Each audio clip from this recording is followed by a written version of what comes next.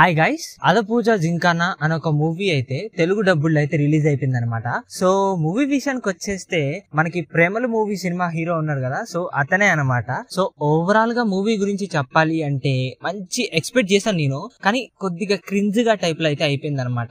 General గా movie మొత్తం బాలయ్యకి సంబంధించిన డైలాగ్స్ తో అలాగే జై బాలయ్య అన్న స్లోగన్స్ తో కొద్దిగా ఊపెక్కించాలని చూశారు, కానీ అంత పెద్దగా అయితే ఏం లేదు. ఓవరాల్ గా మూవీ అయితే యావరేజ్ గా అనిపించింది, కొద్దిగా బోరింగ్ కూడా కొట్టింది అనమాట. సో ఎంత మాత్రం బాక్సింగ్ కాకుండా సో కొద్దిగా బెటర్ గా తీసుంటే బాగుండు అన్న ఫీలింగ్ అయితే వచ్చింది. ఓవరాల్ గా బాక్సింగ్ మీద తీసినా కూడా ఒక మంచి కామెడీ ఫిలిం అనుకున్నా కూడా ఎందుకో తెలీదు బాగా బోరింగ్ అనిపించింది అనమాట.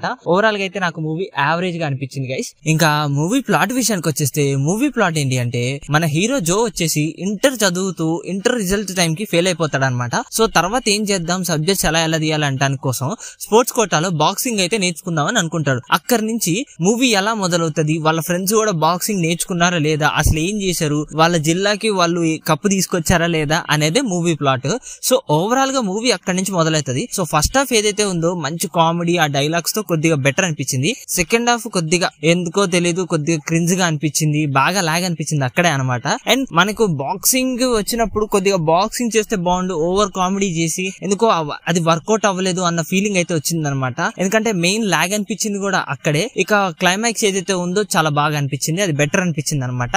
అదే బాక్సింగ్ కొద్దిగా రింగ్ లో కూడా చేస్తే బాగుండు అన్న ఫీలింగ్ వచ్చింది. సో ఓవరాల్ గా అయితే మూవీ యావరేజ్ గా అయితే అనిపించింది గైస్. ఇక మూవీలో ప్లసెస్ విషయానికి వచ్చేస్తే మన హీరో జో గారి యాక్టింగ్ అయితే ఎరగొట్టేశారని చెప్పొచ్చు. ఆ డైలాగ్స్ గానీ, ఆ కామెడీ టైమింగ్స్ గానీ, ఆ బాక్సింగ్ స్కిల్స్ కూడా బాగున్నాయి. అసలు బాడీ ట్రాన్స్ఫర్మేషన్ అయితే అదిరిపోయిందని చెప్పొచ్చు. అదర్వైజ్ క్యారెక్టర్ విషయానికి వచ్చేస్తే అందరూ ఎరగొట్టేశారని చెప్పొచ్చు, యాక్టింగ్ కూడా చింపేశారు.